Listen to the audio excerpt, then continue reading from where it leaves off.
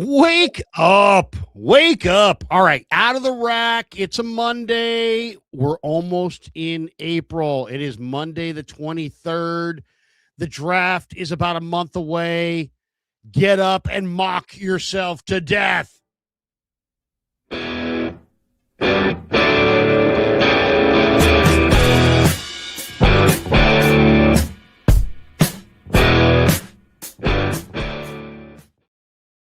Hey, mock you, Larry. Mock you. Mock everybody this morning. Welcome to Wake Up. It's great to have you here. He's Larry. I'm Damon. And a big welcome to you. Yeah, we are getting closer and closer to the moment that we're all waiting for this offseason, the upcoming NFL draft. We've got some Trent Williams news that, as far as I'm concerned, isn't the best news in the world to share with you today. But we do, Larry. I want to start with actually a tweet that I think you retweeted or quote tweeted or something. I think I saw it from you. Okay. And it was about how Brock Purdy and to an extent Mac Jones and Kyle Shanahan really excelled on that quarterbacking down, that third down. It was Pro Football Sports Network says that NFL offenses with the highest conversion rates on third and fourth down in 2005. Last year, with everything that is going wrong for the Niners last year, they were still number one in the NFL in that regard. They were 50.6. The Packers were 49.6. Chargers, Bills, Patriots. Rams were the 10th at 43%. But that efficiency, that Brock Purdy and Mac Jones, give him full credit, connection, Shanahan calling right plays on third down and fourth down. You know, Larry, I see this team in a situation where that offense can really level up this year. I mean, I like Mike Evans. I like the Christian Kirk signing. I think Tongas is going to be the best Kittle understudy that football doesn't even know about. Draft him on your fantasy team. Jake Tongas. I'm excited about the 49ers offense. I really, really am. I think it could level up. I think it could be absolutely nasty, especially if a guy like Jordan James starts to really round out the edges of the overuse of Christian McCaffrey, and you got another option there. Maybe they draft another option at running back. I'm really excited about the 49ers offense.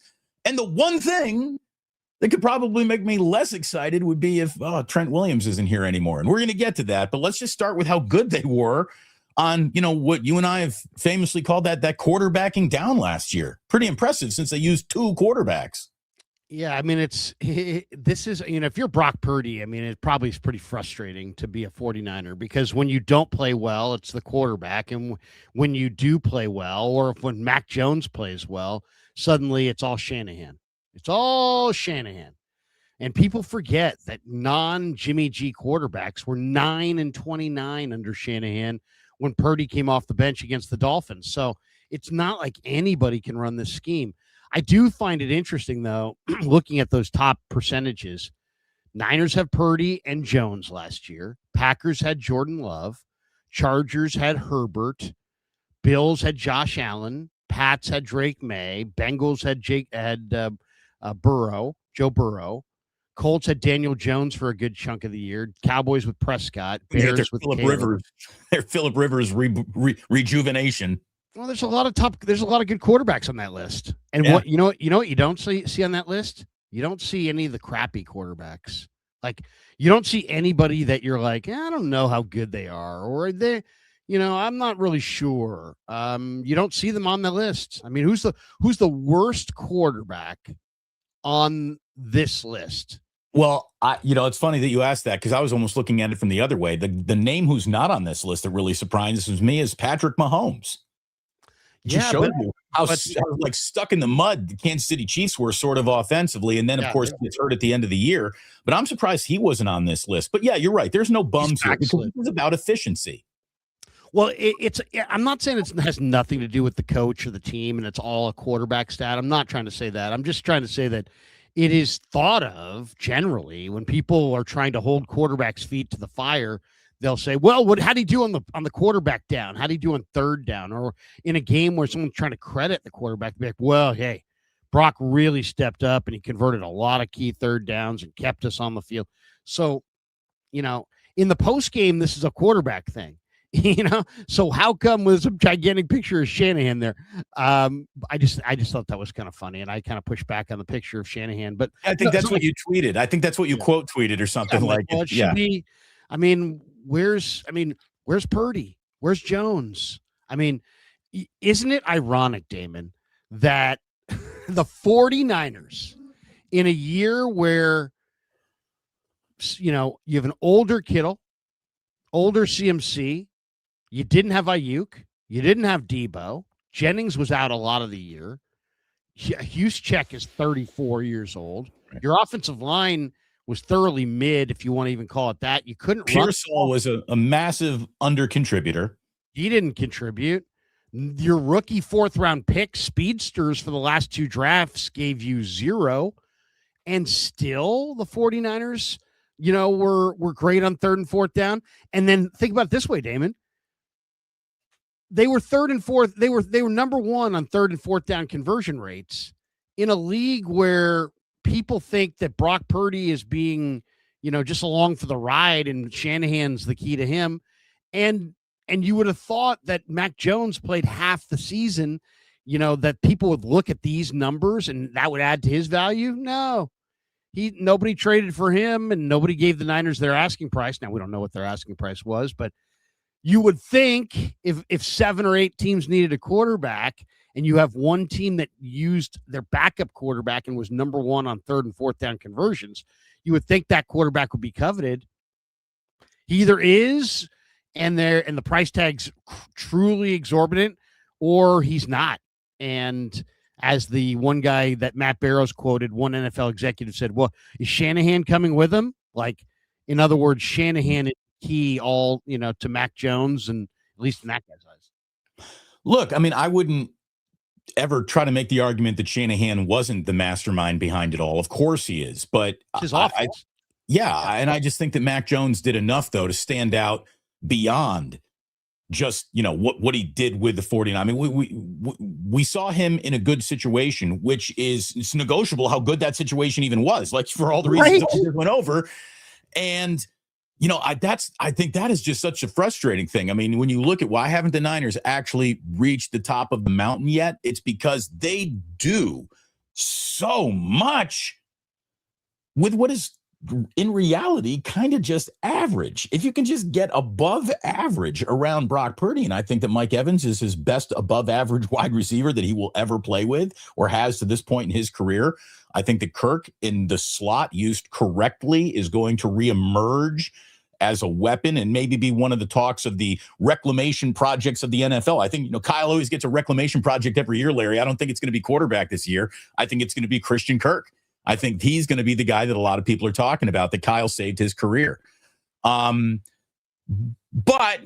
as you and I talked about on Friday, we got a little snippy with each other on Friday. Nothing could take the air out of this balloon faster in my mind than walking away from Trent Williams.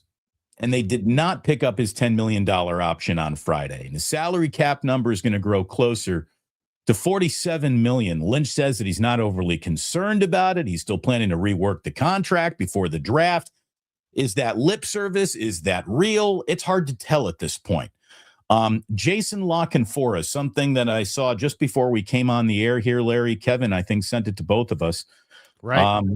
Saying they aren't anywhere close to a deal with Trent Williams. I don't think anything happens unless the 49ers make a big move. Williams doesn't have much motivation to play for anything less than $33 million in cash that he is set to earn in 2026. The 49ers clearly aren't comfortable with that. Hence the renegotiation talks. Williams is acutely aware there is a robust market for his services as a free agent through trade. Again, the only thing that is wrong with Trent Williams is his age. He was the number 1 left tackle in football last year until that ankle injury, obviously removed him from the field when the Niners needed him late in the season. But he came back and he played, and all the evidence is in. The Niners offense is just pure across the board better with him than they are without him. Let's talk about what life without him would actually look like. I think it's a huge mistake. I think that sometimes I'm one of like 4 people in Northern California who understand how important an offensive line is. the Niners continue to degrade the value of the offensive line. And to me, this would be such a move in the wrong direction with no understudy ready to go. But I guess it's time for us to talk about what options would be. Yeah, I mean, I'm not as tied to Trent Williams as I think you are. You know what's interesting, I think, though? I'm tied to excellent tackle play. That's what I'm tied to, and he still provides it. Yeah, no, I hear you, but he's not the only man in the world. You know what I mean? And he is 38. It's going to end at some point. I do think it's interesting, though. My man Raj over here, back-to-back tweets. Okay, you just read the second one. Let's go up one more tweet, just the one he did literally. So that he put that out a half hour ago. He put this one out 23 minutes prior to that. Now this, if you just read this, you're like, oh, Trent's coming back. This is Kyle Shanahan on Trent Williams from Jennifer Leachan. No updates from me. This is from Shanahan talking here. I actually stay pretty much out of that. I know John, meaning John Lynch, and everyone is working hard to do that. I believe we will get that done. We love Trent too much, and eventually that will work out. So if you just read the Shanahan Raj post at 53 minutes ago, you're like, you know what? Everything's hunky-dory. Shanahan loves him. He, and we know Shanahan loves him. Right. And he loves them, and it's going to get done. So if you just went about your business, you're like, hey, that's your last check-in on the Niners this morning. You're like, hey, Trent's coming back, only to read the Lock and Fora, which is 23 minutes later, saying, and let's go through this again, by the way, Damon. He says, I don't think anything happens unless the 49ers make a big move. Now, he's talking about a big move in what they're offering and like up their offer. Right. I read that as a big financial commitment, not a trade. Right. So the only question is, we don't really. So is this person telling us that he's privy to the offers? I totally agree with his next line. Williams doesn't have much motivation to play for anything less than $33 million in cash he's set to earn. The Niners clearly aren't comfortable with that, hence the renegotiation talks. Williams is acutely aware there's a robust market for his services as a free agent or through trade. See, now that would be the line that I think I would like you and I to discuss. Okay. What is, he is a 38-year-old offensive lineman who is the best tackle of his era, and he may be right there with Munoz and the greatest tackles that ever played. But he is 38. I definitely think his play slid a little bit last year.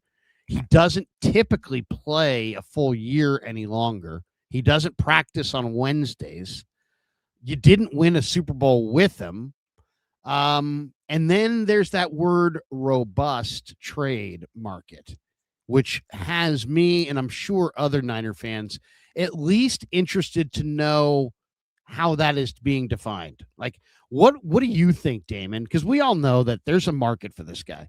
Even though he's 38, even though he may only have a year left, even though he has 2 years left, whatever it is, there is a market. We know Kansas City's waiting to pay him. We know Houston's waiting to pay him. There's teams with cap room besides those teams that are waiting to pounce. I wouldn't be totally shocked if the Rams or Seahawks didn't try to sign him, or maybe even Philly, somebody who really values offensive line play and would say, hey, wait a second, we can get the best left tackle in the game for just cash. Let's do it. I mean, isn't that a red flag right there? The teams you're chasing would die to sign this guy and you wouldn't. Like, everybody's situation is different. The 49ers at this juncture have an old line that's not really playing that well. They have a bunch of needs, and they're trying to the 49ers are trying to do something that almost nobody else is trying to do. They're trying to pay their old veteran players and keep them all happy and on the team, and rebuild through the draft while they're competing in the best division in football with the Super Bowl champion and maybe the two best teams in the conference. So they're trying to do what is a very difficult thing to do. So they're just looking at all their options. I'm just not as negative on the trade idea for Trent because of the word robust. So What what's the yeah, return what what now? let's talk rubber meets the road here. What do you have a trade um a trade return that would make you say, you know what? I love Trent Williams, but goodbye. Okay, so I was thinking about this. You're not getting a first rounder for a 38-year-old, period. I would be very shocked if they were. Okay, how about this? If they do, we can both drive into the airport, right? Well, So very robust. I don't know how if there's a robust market for his services through trade. are teams bidding against each other to come get Trent Williams? Again, it depends. Somebody said to me that the Kansas City, somebody threw out a phantom trade in one of the Niner Nations chat rooms or whatever, and said, what? Either you get Trent signed or you send him to Kansas City for a second and a third. That's what I saw.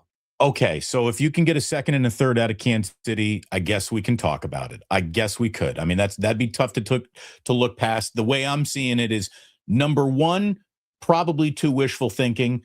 I think a second, just on its own, is probably a big ask. I would like to see the Niners get replenished in rounds where they do not have draft picks and they do not have a third-round pick after trading it to Dallas. So I would be looking at bare minimum third round just to sit at the poker table and see if you're going to stick around to see the flop and who really gets Trent Williams. But that's the buy-in. A third round draft pick would be where any conversation would have to start. Wouldn't you agree? Yeah, I mean, I would say that I liked the idea that I had about 3-4 weeks ago, or somebody had and I agreed with, which was trade him to the Texans, an AFC team, for their current tackle, Arion Tiersary. So you have a tackle, so you don't have to go tackle. Because the big problem with trading DeForest Buckner was not that they traded DeForest Buckner. It's that they demanded to themselves that they had to replace him with the pick that they got. And then they turned that into, they reached for Kinlaw. That was the bad call. If they had just gone with just a great player. So in this situation, if you could get like an Ursary and a second, or an Ursary and a third, but I would try to get that second, because I think in that second, Damon, that's where a lot of the offensive tackles or offensive guards who I think the guard market in that second round is going to be absolutely awesome. They need a starter, right? So you're not getting Awane, but Emmanuel Pregnon, Chase Besantis, Jennings Dunker, Keelan Rutledge, they're all going to probably be there. They're all listed between 46 and 77. So that's firmly in, the mid second round to the top of the third round. So yeah, if you could get a pick in there, if I could turn Trent Williams, just for the sake of conversation, because I really like Trent Williams, and obviously we know how great he is. But if I could turn Trent Williams, Damon, into Arion Tiersary and a day 2 pick, I'm doing it. And then I'm turning around and I'm spending the Trent Williams money on a couple other areas. Now I can go sign Joey Bosa. Now I can maybe I could go sign Dallas Goedert, as a tight end, or what I mean? You might be able to go buy a couple other pieces if you make this trade. So it's kind of a trade that you got to kind of see the impact of it financially even after you make it. But I would do that, Damon, if I could get a young tackle like Ursary, who's a replacement level player, plug him in and get a day 2 pick that I can turn into another player.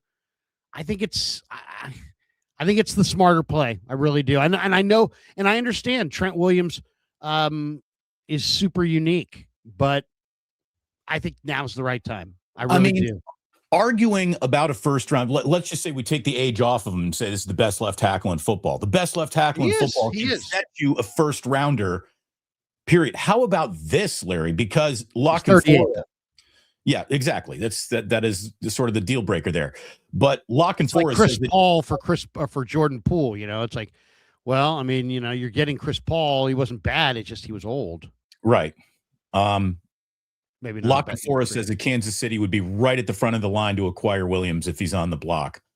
Right. Well, so, then, let's say, Larry, let's test that. Go ahead. Let's test that. How about 27 and Trent Williams for 9? For number 9. What do you want then?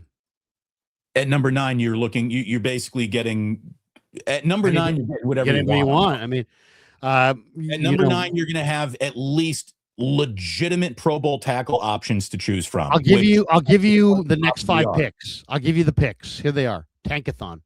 Here's 9 through 15. Okay. So this is what you'd be choosing from.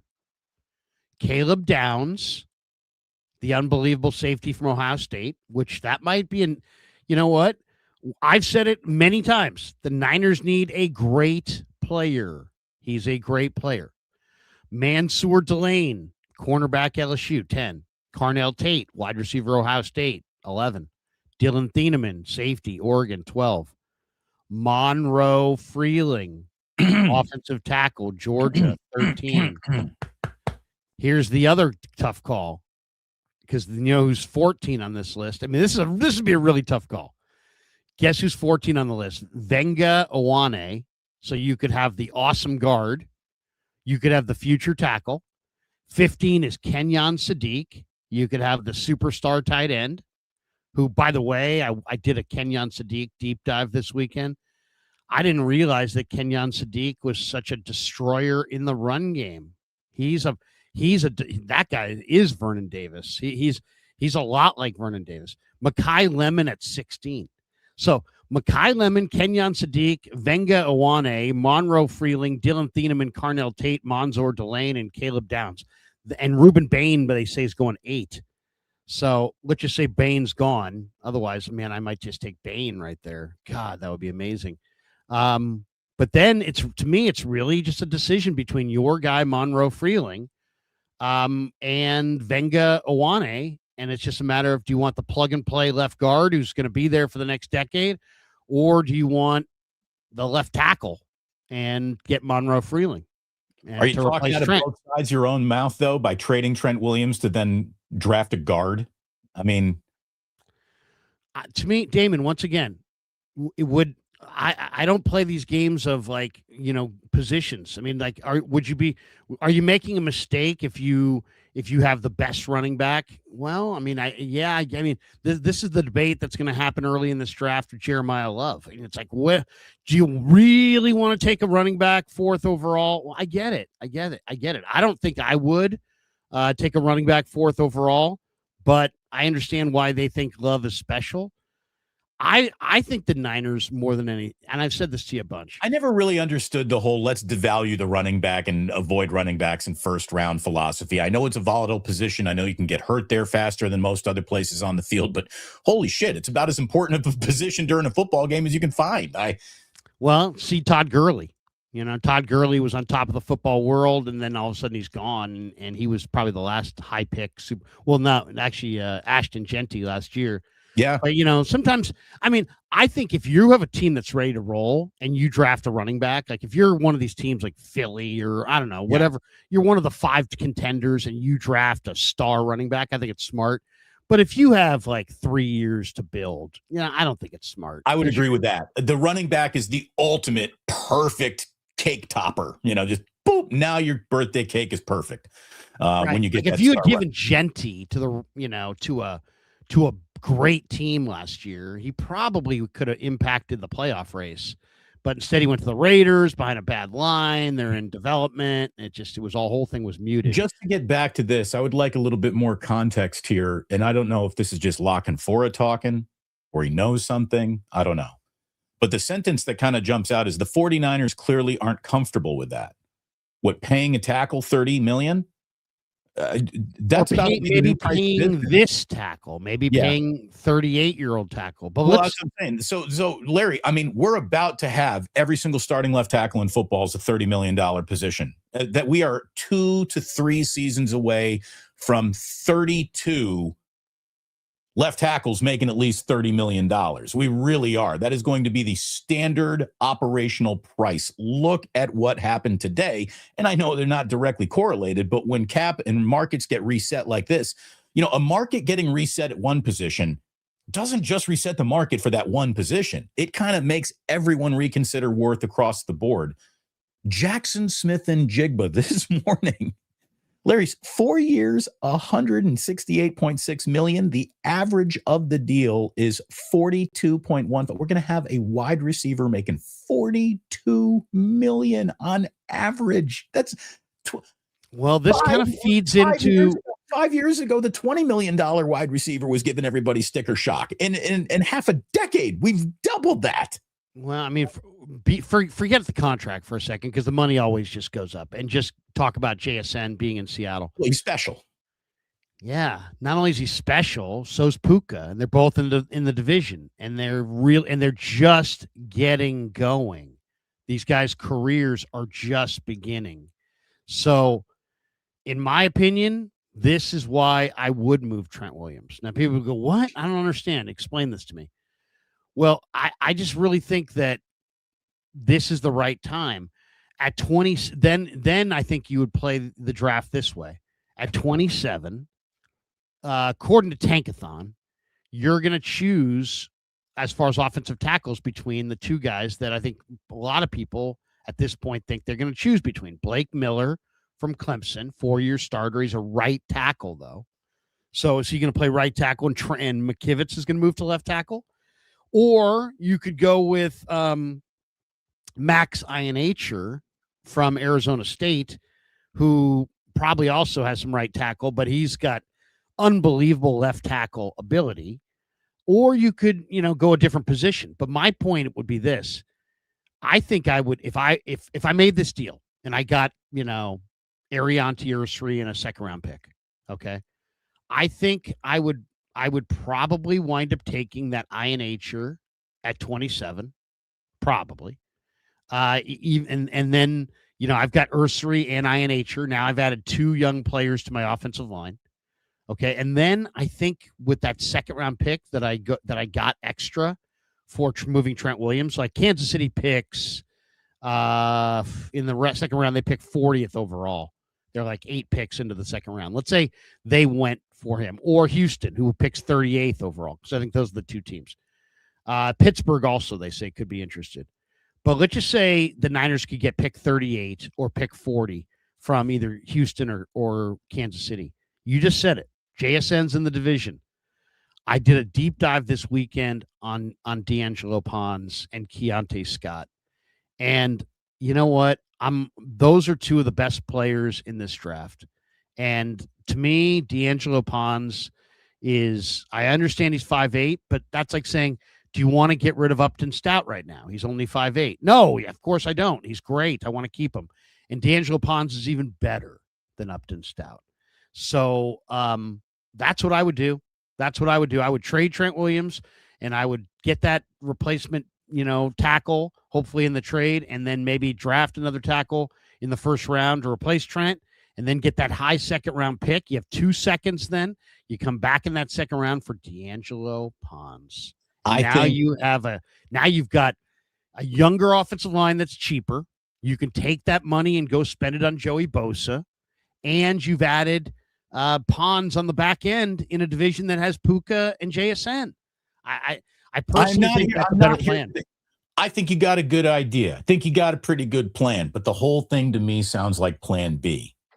To me, plan A is just bring back Trent Williams. I would just bring back Trent Williams. I mean, yeah, a lot of things could happen there. A lot of things could happen. And getting rid of a guy a year too early, then a year too late, like I get it all. And if you're signing up Trent for this, you're signing him up for next year too. And then he's probably going to turn around if he has a really good year this year and do the same freaking holdout. I'm not playing without guaranteed money going forward because I think I have 3 years now left in my career. Like the headaches with Trent probably never end from a negotiating standpoint. I mean, he is clearly, giving no hometown discounts to the San Francisco 49ers. We've seen that like 3 times now. And the deal's getting worse every year. His play is getting worse. He's not getting healthier. His price tag is exorbitant. At some point, you're going to have to, that's the thing. It's like, do you keep going down this road with Kittle and CMC and Greenlaw and Fred? I understand why they like their guys, but you gotta.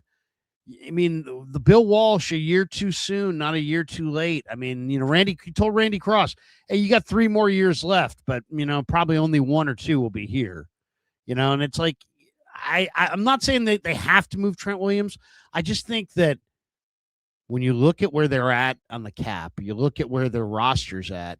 I think this, if there is indeed a robust market, and that would probably mean a day 2 pick and a player. If there's a day 2 pick and a player deal out there, I'll say this, Damon. The other thing is Trent Williams, very, very powerful, right? Very powerful presence. And the way the Niners structured this, where the new deadline is the draft, I think it sets up for them to say goodbye to Trent and replace Trent all in the same moment. I think they're gonna trade him and replace him all hey man, if you're telling me that they can thread this needle perfectly, God bless, do that, but I don't give that much carte blanche trust at this particular time to John Lynch and his selections really at anywhere in the draft. I mean, I hope he gets it right this year. I really, really do. I think this year for Lynch, what he does in terms of undrafted free agents is going to be the most important. It's going to be the most important undrafted free agent draft class John Lynch will ever probably have to consider as 49ers general manager, given their lack of picks and urgent needs in places where they're going to have to find players. And unfortunately, we could do an undrafted free agent conversation that probably is completely disposable even after they've drafted those guys, because they hardly make an impact. And we'll get into just last year in just a second. But to wrap up kind of where we are on Trent Williams, lots of good ideas here. To me, there's just the easiest thing to do. It's only money, re-sign him. But in terms of overall team building and threading needles and all that stuff, I get what you're saying. The report is in the sporting news, the Chicago Bears, the Kansas City Chiefs, and the Steelers are probably your first 3 batters up for Trent Williams. If I'm Trent Williams, I would want to go to Chicago. I would want to play for an ascending team. I don't think you can make the argument that the Chiefs are ascending, and I don't think you can even make the argument with Trent Williams the Steelers are going to be in the playoffs next year. So if I am Trent Williams, I would want to go to Chicago. So maybe that is the place that John Lynch should start working the phones there. Chicago's starting left tackle right now is a guy named Theo Benedict, because Ozzie Trapillo, the Boston College rookie who they took in the second round last year, got hurt. Tendon injury in the playoffs, and he's probably out the majority this upcoming year. You're going to have somebody to improve Caleb's blind side. They also have a couple young tackles that they could throw you back. Darnell Wright's their starter on the right side, but they also drafted Braxton Jones in the 5th round in 2022. And then they drafted that kid out of Yale that they want to quit on, Karan Amagaji. Braxton Jones has been a little bit of a, they love talking about him on Chicago sports radio. Yeah, I mean, he's an offensive lineman that struggled so far, but I mean, they have Tooney at left guard, Bradbury at center, Jonah Jackson at right guard, and Darnell Wright at right tackle. So, yeah, you could make an argument that the Bears, last frontier on offense, right? Because they got good running backs. They got Caleb. They got Loveland. They got a bunch of rookie receivers. I mean, young receivers, Roma Dunze, Luther Burden, that Jedi Walker. They love their receivers. They may look at Trent Williams as the final piece to their puzzle. And if they were willing to give you maybe those 2 young offensive linemen and a day 2 pick, maybe you'd do it. So, I mean, I think you got to be open-minded if you're the 49ers. I really do. I think this is the right time to listen. Fluid. Remain fluid. And I see here, Miklo says Trent is about his money. I don't begrudge him that. I don't begrudge anybody in this league being about their money and especially a guy like Trent, who's got, 1, 2, 3 tops bites at the apple left in his career to really, shovel it in the vault. I can't begrudge him. Well, that. I mean, yeah, seriously. I mean, so the NFL teams have the upper hand on their players financially. Of 53 guys on the roster, probably like 51 of them, they have the upper hand on. This is one of 2 guys on the roster. This guy and Purdy, they don't have the upper hand on. That's it. That's basically it. So it's like, instead the fans, it sounds like, are pushing back on Trent, trying to paint Trent as selfish. There's only so long in the NFL to make your money, and you got to go make it when you can. So I don't begrudge him anything, but I also don't feel like he's the last tackle in football. And I think there has been some regression, and I think it's also time for them to build. Lines take time to come together, right? The cohesion takes time to build. Go build what the Eagles had around Jalen Hurts, build that around Brock Purdy. Do you want to win the Super Bowl? If so, you've got the quarterback, you've got some weapons, you've got a couple key players. Now go build that fortress around him. Get that new fortress around him that's going to be his protectors going forward, and I would get down the road. Yeah, I mean, I guess my only taking a big step back from any single transaction and looking at the entire, all right, here are our plans. This is how we're building our team. I would go back to, 2024 when we're talking about what are you going to pay Brock? And I would have been looking at all of this right then. So you were about to have a kick-in $50 million a year quarterback, and that's the year you're thinking about maybe walking away from Trent Williams, and you don't have this understudy already on the team. You don't have a real replacement ready to go. You've kind of just like meandered into Brendel and decided to just hang out there forever. Like it's just, where was this thought 3 years ago to make sure that you didn't reach this moment? Well, it's like anything else. It's like, we all have things we want to buy, but then there's things that we need to buy. And in the Niners world, they need to buy D-line before they need to buy O-line. And so they never get, and it's just like, it's no different. If you have these philosophies, you know what? We go D-line over O-line. Okay, there's one philosophy. You can never have enough D-linemen. Okay, there's another philosophy. How do you ever improve your offensive line if the D-line gets in front, the D-line needs are fed in front of the O-line needs, and the D-line can never be deep enough? I mean, it's kind of the same problem the San Francisco Giants have had with offense until Buster took over. It's like, you know what? We don't draft hitters. We draft nothing but college pitchers. And so we don't draft, and we have a philosophy that we're going to build around our internal pitching, and then we're going to trade. We're going to left fielder every year. Yeah, we're going to trade off that surplus for the hitting that we need. But then we also believe that you can never have enough pitching, so we never actually make those trades to get those hitters until the Devers trade, until Buster took over. Now we're starting to see some hitters, but it's the same thing with the Niners. It's like, you can sit there and say, we're going D-line over O-line. Solomon Thomas. Oh, it didn't work. Okay, now we got to double down. Javon Kinlaw. Oh, wait, that didn't work. Now we got to double down. Drake Jackson. Oh, that didn't work. Now we need to double down. Mikael Williams. And so what happens is we didn't love Jimmy Garoppolo. We didn't love Jimmy Garoppolo, so we're going to double down. We're going to triple down, as a matter of fact, on drafting an early quarterback. Yeah, and when you want to talk about the moment where it all went wrong, I hate to put it all on that one decision. Trey Lance. Oh, God, devastating, Larry. It'll be our grandchildren who look back on it one day and be like, "Oh, that's why they didn't win the Super Bowl." Like it looks worse the further you get away with it, not better. It was a bad moment in time. I mean, just an odd pick to make. Yeah. When you're going to be, it was almost like they thought of themselves. And, they were thinking of themselves and how they would look and what their plan was, and not about like in the present and what they like right now. They were thinking about like the future and like, what do we want in the future? And they were thinking about traits. And guess what? You don't draft traits, you draft players, and they drafted traits.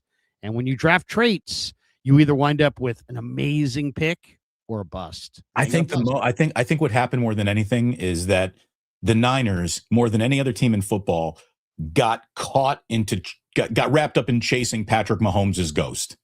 I think they had Patrick Mahomes derangement syndrome, and it made Kyle rethink what he thought were the essential quarterback traits needed for his offense.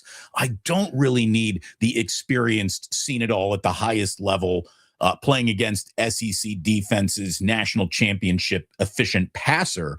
What I need is a barrel-chested athlete who could just run through everything and Superman himself into all situations. And I just think they lost the plot a little bit. And every single team in football sort of got, so you can draft a quarterback who is instantly the best quarterback in football. Well, we need one of those. The Niners' history is about their lack of conviction at the quarterback spot since the Steve Young trade.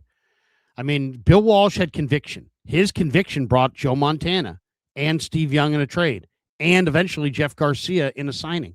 And Gino Carmazzi. And then they lost their conviction.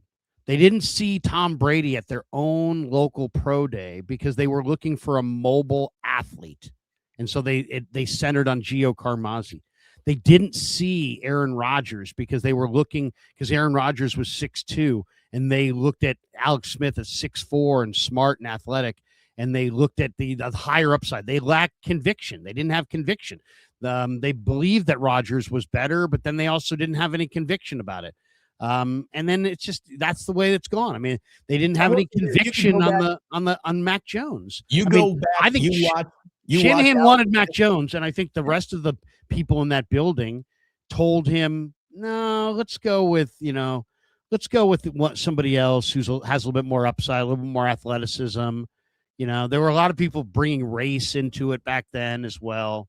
And I just think that Shanahan got pushed off of his pick. And I bet you it gave him greater job security. He got lost in the fog of war, Larry. He really did. He got lost in the fog of war there, thinking about what he needed, what he wanted, the trends of the league. He's wanting to get in front of league trends, and this quarterback will allow me to do that. And they got what they wanted. Right. They got what they wanted. They wanted next level movement ability. They got that in Brock Purdy. They wanted a guy who could process and have that next level movement ability. And they got that, all of it, in Brock Purdy. They just didn't get any of it in Trey Lance. He saved everybody's job. He really did. They could have, they could have stayed where they were at 13 and just picked Mac Jones, who went 15, saved all those picks. That would have been something. Or heck, if they had traded up and they had conviction on other guys, they could have taken Jamar Chase. If you're going to trade up for somebody, I saw a list. In fact, I have it in front of me. This is the list of players that the 49ers have traded up for under Kyle Shanahan. And it is it's not going to be good. Embarrassing list. It's not going to be good. Here it is. It's unbelievable. When you hear these names, you're going to be like, what? They traded up for every single one of these guys. So trade ups mean that you have like some kind of conviction that these are going to be the right players for you. That's somebody pounding the table in the war room. Go get them. Go get them. I need him for my offense. I don't see. Give me where's your list, Larry? I think. How about this? While you're looking for that list, do you want me to give you an even worse list? Well, these aren't worse because these are undrafted guys. But just last year, here's your 2025 undrafted free agent class by your San Francisco 49ers. Running back Corey Kiner, never played. Cornerback Jacob Robinson, never played. Defensive lineman. He's still on the team. He's going to play. He's still on the team, though, but he hasn't played yet. Defensive lineman Sebastian Valdez, still on the team, but hasn't played, and I think that was a mistake. He should have gotten reps last year. Wide receiver Isaiah Nayer, Nebraska, never played. Linebacker Stone Blanton, Mississippi State, never played. Offensive lineman Drew Moss, he did appear in 5 games, but they've already moved on from him. He's not even on the team anymore, I don't believe. So, they have to do much better in terms of undrafted free agent this year. Stop sitting it out. My God, they've been sitting it out. And that is just an embarrassment. They cannot be sitting it out. There's no reason at all. Here we go. Here's the list. Did you find your list? Here we go. Joe Williams, C.J. Beathard, Reuben Foster, Dante Pettis, Tarvarius Moore, Julian Taylor, Dre Greenlaw, Brandon Ayuk, Charlie Warner, Trey Sermon, Trey Lance, Jair Brown, Dom Pooney, Isaac Orendo, Marquise Siegel. I mean, that list should be like 90% hits. If you're trading up, that means you believe you have this conviction in the player. And you have conviction. You had conviction in Julian Taylor, in Tarvarius Moore. You had conviction in Dante Pettis. Awful. These are awful players. So, I mean, Dante Pettis, I could have told you, Dante Pettis didn't do anything well. Nothing. He wasn't fast. He wasn't tough. He didn't get off the line of scrimmage. He didn't have consistent hands. It's like, as soon as he showed up with purple hair saying, I like cats, you knew it was going to go wrong. Oh, yeah. That's, you can eat dogs, not cats, Larry. Yeah. Dogs. And, I mean, come on. So they just need to they need to do something different. They really do. They just need to do something different. By the way, I know we got some supers here. I'm on a little bit of a tight leash today. I got an out time here, Larry. Can I give you, every weekend I like pick a position group and I start just going down the rabbit hole of my group this weekend was safeties. Okay. I found my safety crush. And in the second round, it could be a reach. If he's there in the fourth round, it could be the steal of the entire draft. TCU safety Bud Clark. Check this guy out, dude. Bud Clark. He ran a 4.41, 9-inch hands, 38-inch vert, good tackler, just disruptor extraordinaire, 4 interceptions, had a great Senior Bowl. Like this guy, that's a player you want on your football team. I like Bud Clark. Very simple name. Very good player. Yeah, I mean he leads all safeties in the last 4 years in interceptions. He's got 15 interceptions in the last 4 years. His coverage at the Senior Bowl was blanketed. He was all over guys. I don't know that he's the best athlete of the group, but he is a tremendous football player. I like him. I mean, a lot of people like him. I mean, I would say he's definitely in the top 100. He's not the biggest, most physical hitter. He's more of a coverage player, but the coverage is really, really tight. And in a lot of ways, I think Bud Clark would be a perfect safety for the Niners. Why? Because they lack the coverage. They're not close enough in coverage. I kind of like. It's funny. I wasn't sure who you were going to say. I love this Miles Rouser on day 3 from ASU. He's really something. Also, kind of, you got to keep track of all these things. One of the guys who I really like opted to retire this weekend. I couldn't believe it. Jalon Catalon, who played at UNLV and then finished up this year for Missouri, he announced today at Missouri's Pro Day he's retiring from football. Don't want to. Well, here's the thing: are you retiring from football? If you've never played football professionally, can you retire from it? Yeah, because he's basically saying he's taking his name out of the draft. Yeah, but yeah, my favorite guys. I like Miles Rouser on day 3. I really like both Jalen Kilgore from South Carolina. I like that guy too. VJ Payne from K-State, big jumbo safety. Those are the two guys, and then I love your guy Bud Clark. AJ Halsey from LSU is one of my favorites. Emmanuel McNeil Warren is one of my favorites. Obviously, Caleb Downs would be my favorite safety in the draft. By the way, it's a draft topic that we didn't get to on Friday. Did you see the Cleveland Browns proposal that the NFL, I guess, is going to consider at their next owners meeting? Is they want to be able to trade draft picks 5 years into the future. And their argument was like, in the NBA, you can trade up to 7 years into the future. Why are we hand tying ourselves by only allowing 3 years forward? And my argument would be, well, because 3 years in the NFL is like 8 years in any other league. That's how volatile it is. And I would also say, of course, the Cleveland Browns are the drunk in the casino, losing everything, asking for more credit. Like, of course they are. Yeah, I mean, you know what? They're trying to protect the franchises from the caretakers that don't take care. You know, that's really what they're trying to do. They're just trying to protect. They know that the average lifespan of a general manager or a head coach is 5 years or less, and so they don't want you to be able to make decisions that impact the franchise 10 years into the future. What? That's the thing. What if all of a sudden, Joe Thomas screwed up the Niners at the beginning of the DeBartolo regime, but what if he had screwed them up by trading their picks for the next decade?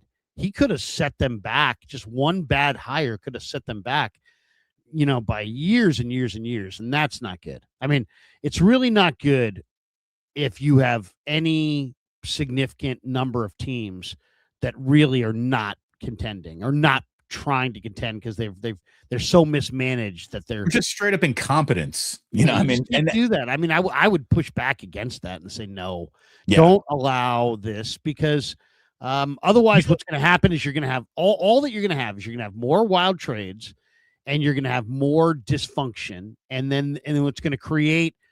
If you like parity, this is not for you. And you're going to have less parity and more teams at the top for a long time and more teams on the bottom for a long time, and that's not good because then what happens is fans go away. How about this?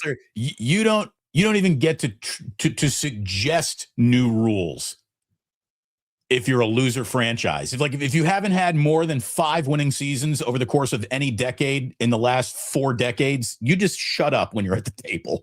You don't get to, it's like asking the skinniest person in the room to order lunch. What does this person know about ordering lunch? Come on. Speaking of which, go to Ike's, everyone. Get yourself a sandwich at Ike's, if you would, please. He's got a second sandwich sale coming up on Thursday, which is going to be his birthday. A second sandwich, just $4.80 at Ike's, coming up this Thursday on his birthday. So check that out, and hopefully there's an Ike's near you. Speaking of lunch, Larry, you got any ideas? Yeah, thanks to Pig and a Pickle for being the title sponsor of the Krug Show. Check them out. They're in Emeryville. They're in Corte Madera. They're opening this year in Petaluma. Go say hi to Damon and Mary, get some brisket chili, tell them that Krug sent you. Also, thank you to Novato Chevrolet.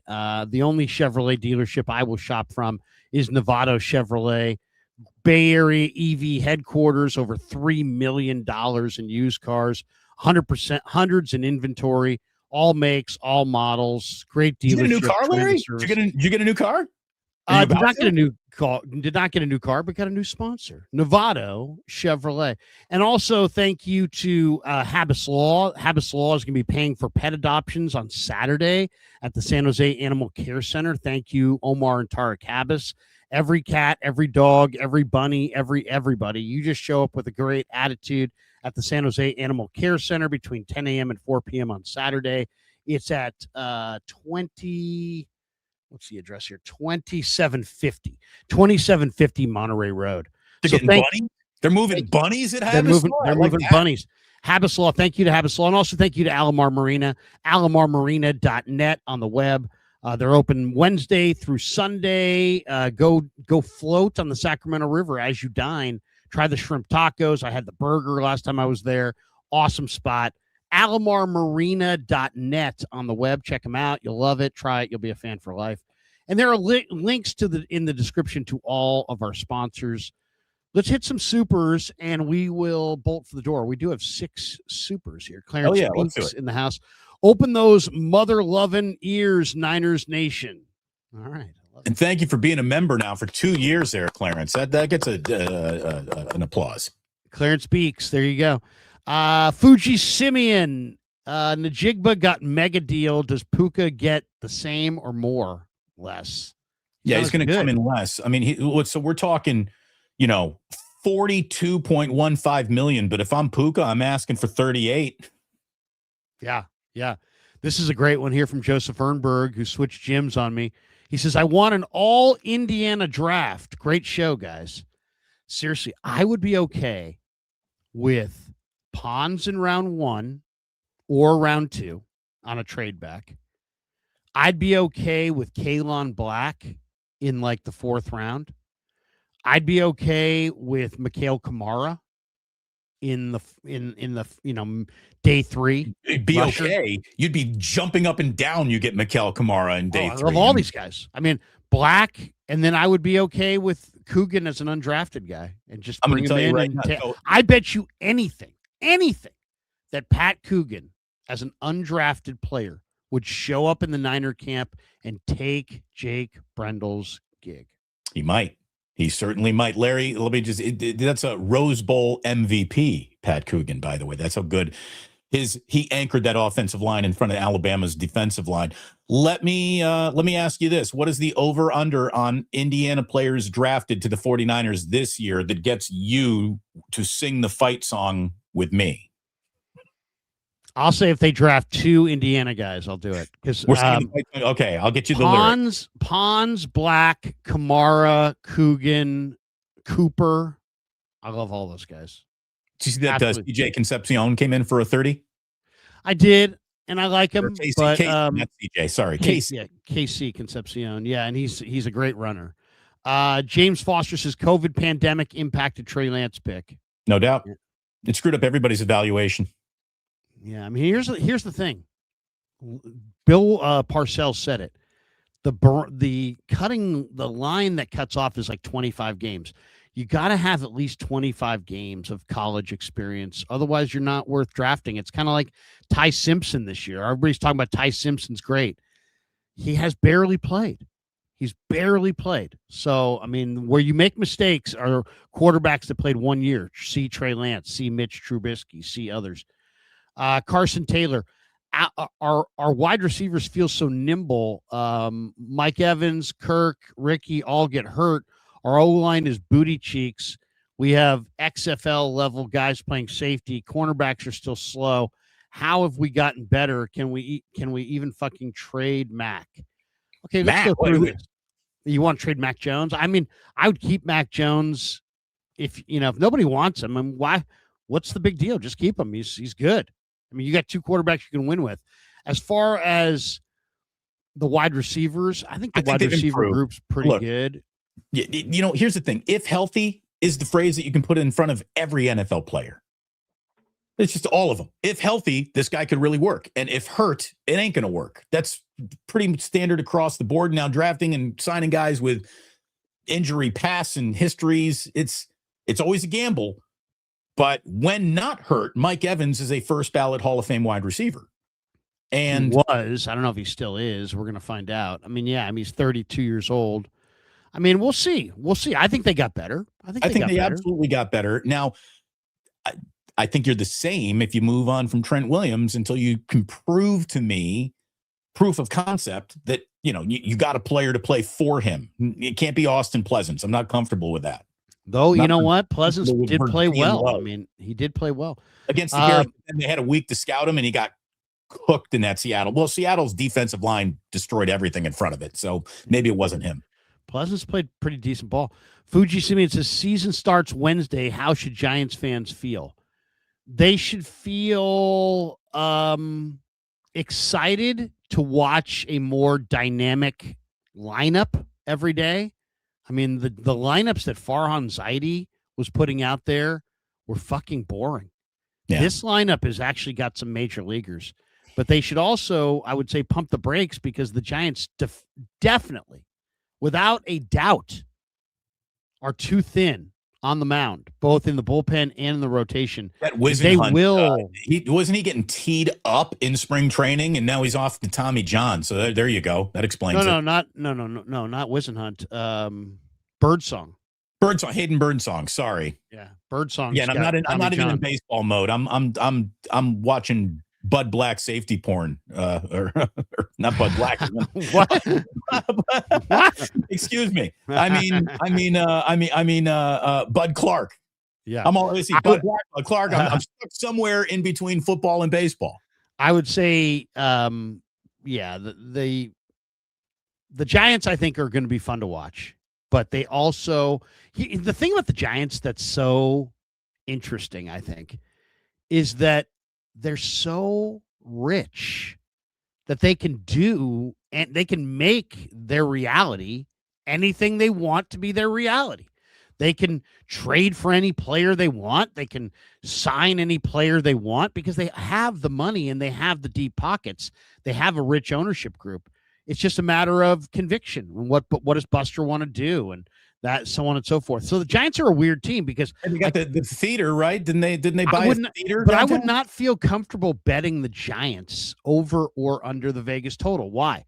Because they look like an underplay. The Vegas over-under is 80.5. So all they need to do to go over is finish exactly 500.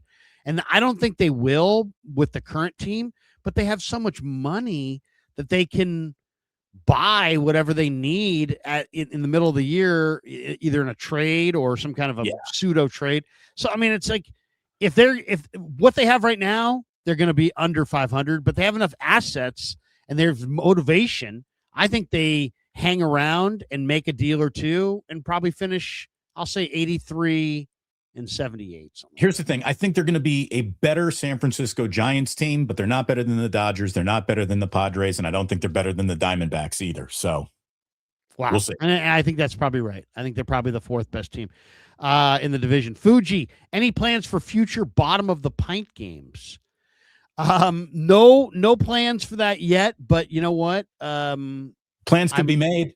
Plans can be made, and I definitely am going to do some bottom of the pint because I like the concept of drinking while watching baseball. But the Giants have to, contribute some offense.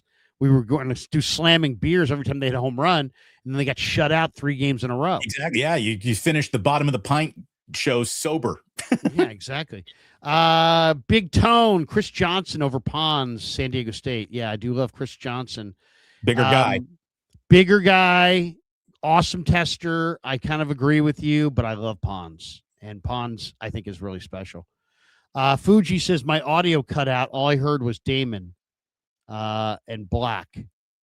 Oh, sorry. I was talking about Kalon Black? The safety, Bud Clark, but I called him Bud Black, and I said I was watching safety porn, so you heard black porn, which, whatever floats your boat. Jesus. That was the last one. On that note, we'll call it. Have a great week, everybody. We'll see you again on Friday. Larry, let me know if you want to do a little Niners Nightly this week. We'll try to fit it in the schedule, brother. But definitely. We'll definitely do some Niners Nightly. I'm filling in on the radio on Tuesday and Friday, so maybe either tonight, Wednesday, or can't do it tonight, Thursday. But maybe. Well, Wednesday's my birthday, so I'm probably not going to be. I'm going to be unavailable for you on Wednesday, but maybe Thursday. Maybe Thursday. I'll send you a text. All right, that's going to do it for us. Thanks to Pig and a Pickle. Thanks to all the sponsors. The links are in the description for all of our sponsors. Damon, I'll give you the final word. That's it. Hey, trade Trent Williams at your own risk, but if you are going to do it, you should get a return that makes people feel pretty good about it. But to me, I'm going to war with Trent Williams before I'd go to war without him in 2026. I know that this eats more space up in other years. I'm not worried about other years. I'm worried about 2026. I would come back with the best left tackle when you got a quarterback making $50 million. Offensive line matters. There you go. And we'll leave you with this. Our SF 49ers. Raj has just put this out. Texas Tech pass rusher Romello Height has a top 30 visit scheduled for the Niners. All right. Coming up. He's a undersized edge rusher. All right, that's going to do it for us. Have a great day, everybody, and go Niners. We'll talk to you next time. Peace.